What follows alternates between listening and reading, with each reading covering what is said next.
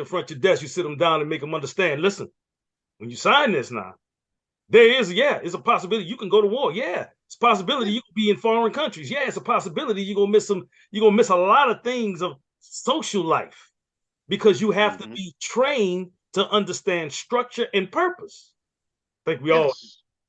and Right. military can do a great job in doing that. Now, when we take those experiences and bring them back into society, because it's a circle.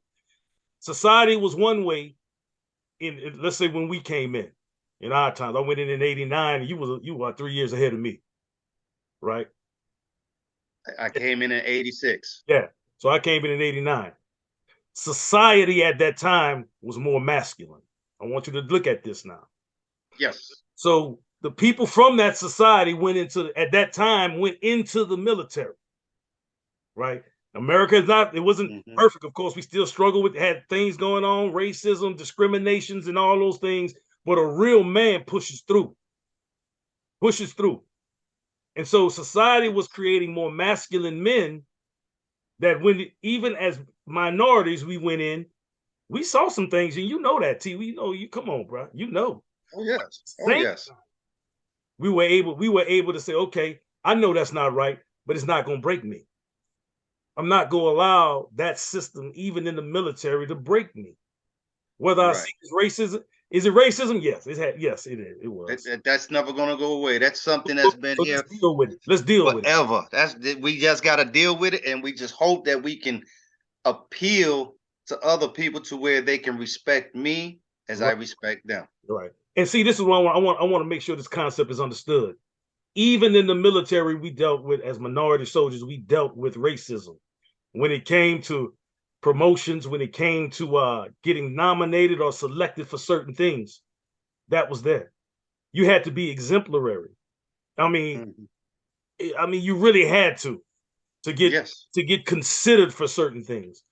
So when you Yes. see men and women who've gone through the rank structures and served the years and they come out with an honorable discharge, you see, you know what they understand. No, they didn't, it wasn't conforming, it was understanding your purpose. My purpose Right. was that I have to make it through this. Now Mhm. I have to have the best, I have to understand my weaponry, I have to understand everything about maneuvering, everything about this tank, because I'm the first ones that they're gonna call. We're rapid deployment Yes. time. So I have for the interest of my own safety, to make it back safe, right? Yes. For the interest of my tank crew, for the interest of my company, for the interest of my battalion, and so on, for the interest of the military, and then for the interest of America. You see the Yes. chain, and it's the same thing. See this chain that I just spoke of needs to be reevaluated and understood in society. Yes. That we had Why did we have, look at the Vietnam era, I mean, when I came in, we went to Desert Shield, Desert Storm. They stopped loss to Vietnam veterans, remember? Yeah. So They like, sure did. I look, they stopped lost them. These are Vietnam veterans. So I came up under Vietnam veterans. Yeah. Now, when they called the National Guard and them guys, and they all got active, well, you had guys who were E7s, E6s. They was my loaders and drivers. They couldn't understand. They had no clue. They didn't understand really. They had rank, but they didn't have knowledge. And this is what I'm getting to. Right. It is not to Yeah. take away from them. They were National Guard. So a lot of times you'll see them, they had the rank. I think at the time I was a gunner in Desert Storm after my gunner had some personal issues, and we really had to disarm him. He got one of those Dear Hmm. Jody letters, and so he Oof. he went on the deep end. So we had to physically subdue him, take his weapons away and everything. And then I became a gunner. Hmm. And then as Right. we had to replace a person now, so I have an E7 as a loader for me, who don't know nothing about it. He's scared. He just, man, I'm just depending on y'all guys because I don't know. I don't know, but you got the rank. And what I'm saying all that is to say this. There's many people out there in society that try to be leaders. They may have degrees, they may say they got the rank, so to speak, but they do not have the experience. They just don't. No. Here I was an E4, and I was made to be a gunner at the time in combat. And See? here's an E7 that doesn't have the experience, but he has the rank. But he's dependent on me to save his life because he don't know what he's doing.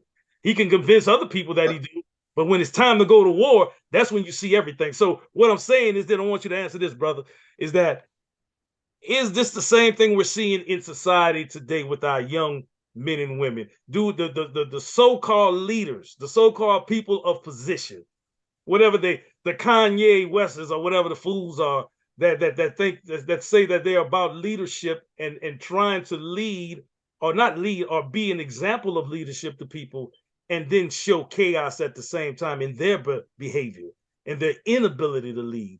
Do you think right now that this particular structure we're talking about leadership, what we learned, is necessary? And I'm gonna give it a name.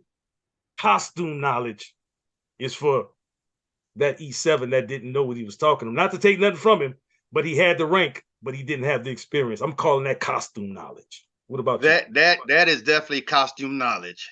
Right. Okay, and I mean, you hit it on the head, and that's exactly what it is from those organizations. And there's nothing against them, because I'm pretty sure it was a great idea, and it actually still is. I mean, we can make it right, but they have to understand the big picture. They really need to understand that if they get called, what it is. Just like when I was recruited. So when you sit there, you need to tell them, hey, you might get called. Right. So you might only go on the weekends, but you got to take it seriously, because there might be that day where you get called to do it every day, 24/7. Right. Right. Okay. But the one thing I did want to say is, when you was telling that story, is he did not give any lashback on being put in the back as a loader. Mm-hmm. He stood up as a man to Mm-hmm. say, look, I might have the rank. I went through it, to get up here, but I'm not dumb. I know you're the one to take charge, because you know. Mm-hmm. And he allowed you to do that without giving you any backlash. Right. That's good understanding, and that's a way to stand up as a man, to understand that no, we're gonna do this right. Let's do this right. He Right. saw the big picture, and he stood up as a man and said, no, let him do his thing. He's Mm-hmm. right. I'm Mm-hmm. not gonna sit here contradict him, because now we're fighting against each other when we're supposed to be fighting against the enemy. Right. Right. Right. So that was a good positive thing on that. I caught that right away when you said that. I was like, at least he did stand up as a man, Mm-hmm. and not as a faker, to say, oh, I'm in charge. I got the rank. Dude, this is life or death. We ain't got time for this. Right. Right. But And now let me ask you this now.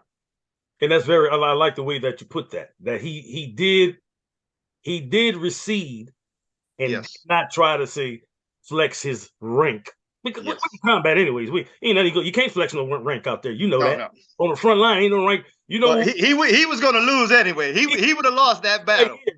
This right here was was the Yeah. decision maker on the front lines, boy, because you know Oh that yeah, y'all he get would out. have lost that battle. But at least he didn't even try to attempt Yeah, that battle.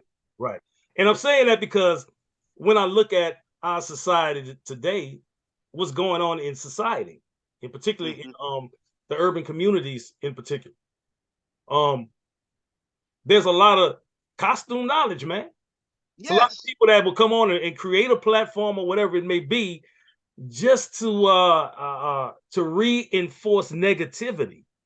And we already have a problem in the community. And let's get right down to the meats and potatoes. I'm here. My platform, our platform is definitely as a we're going to try to be a buffer, and we're boycotting senseless violence amongst young black men and women.